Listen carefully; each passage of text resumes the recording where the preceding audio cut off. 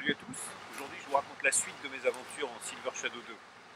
Allez c'est parti, je vous emmène.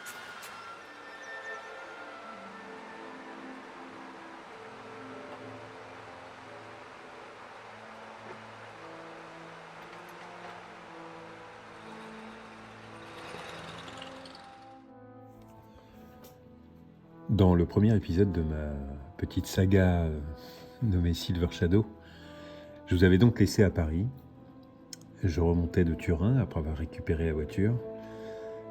Et arrivé sur le périph' parisien, j'avais commencé à ressentir des bruits de roulement inquiétants.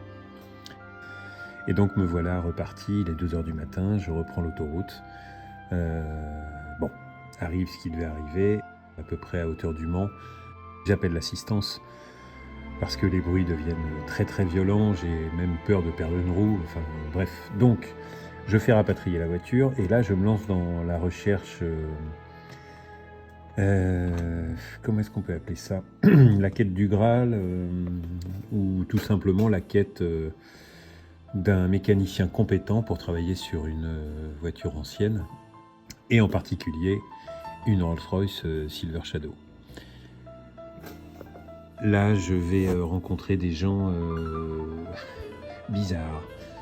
Entre ceux qui prétendent pouvoir le faire mais qui n'en ont pas les compétences, ceux qui ont les compétences mais qui sont complètement débordés, qui vous proposent des rendez-vous dans 3 ans, ceux qui refusent carrément de vous prendre la voiture parce qu'ils sont totalement débordés et qui savent qu'ils ne pourront pas assurer le service. Et à la limite, tant mieux, ça veut dire qu'il y a encore beaucoup de gens qui roulent en ancienne et que les bons pros sont sollicités et à juste titre, donc tant mieux pour eux. Mais tant pis pour des passionnés dans mon genre qui se retrouvent bien démunis. Bref, après plusieurs essais dans des garages dont je ne parlerai pas plus parce que l'expérience a été malheureuse, je finis par avoir un ami qui se propose, qui a de bonnes notions et qui se propose de récupérer l'auto et de me venir en aide pour trouver une solution.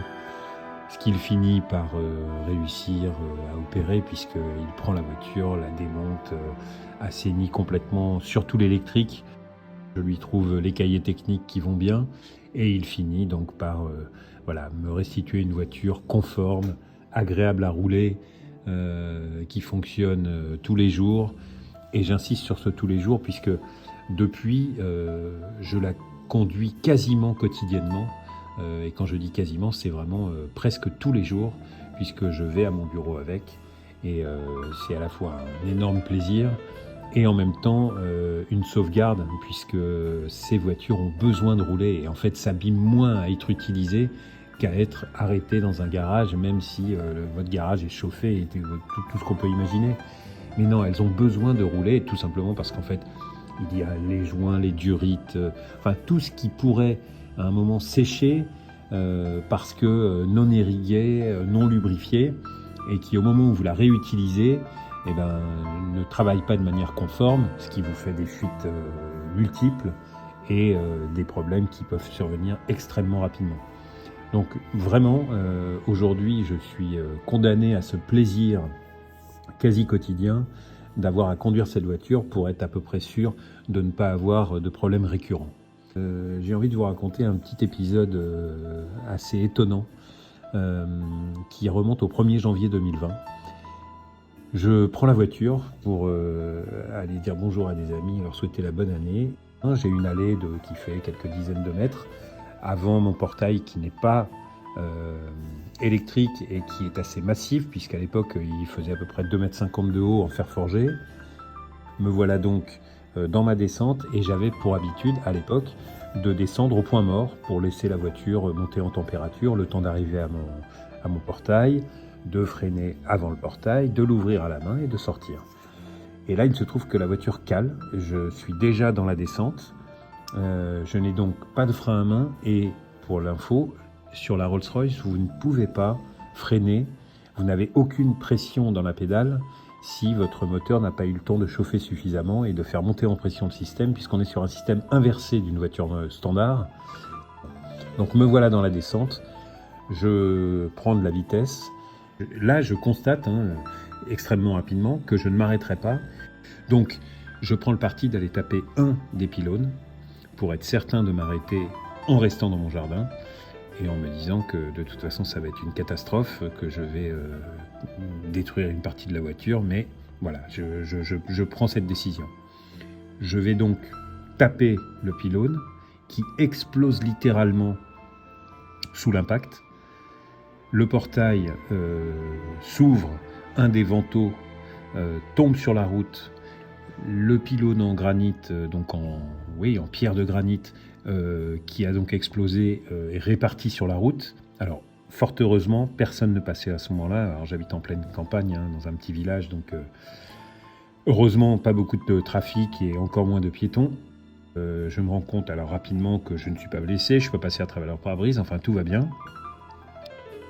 Et je vous montre l'avant de la voiture et je vous garantis, je n'ai fait aucune réparation depuis le 1er janvier 2020. Je garde en souvenir cette petite partie, ce petit plateau qui habille le pare-choc, qui a juste été enfoncé donc, par l'angle du pylône avant qu'il n'explose. Et c'est le seul impact visible de ce choc qui a été quand même sacrément violent quand vous voyez dans quel état est le portail. Bref, tout ça pour dire, cette voiture est un tank. Je n'ose pas imaginer ce qui se serait passé si j'avais eu le même désagrément avec une voiture actuelle. Voilà, c'était le 2e épisode de ma vie en Silver Shadow. Cette voiture est un bonheur au quotidien. J'ai vu pas mal de commentaires, merci à tous ceux qui ont laissé un commentaire sur la première vidéo et qui ont partagé ce plaisir, soit d'avoir conduit cette voiture, soit d'être juste monté en passager, il y a peu ou il y a très longtemps. Voilà, écoutez, je vous tiendrai au courant de la suite de mes aventures avec cette voiture, en espérant que ça dure encore longtemps, parce que je ne me lasse pas du plaisir que c'est de conduire cette diva qui est capricieuse certes, mais qui offre tellement. Voilà, je vous dis à très bientôt. Salut.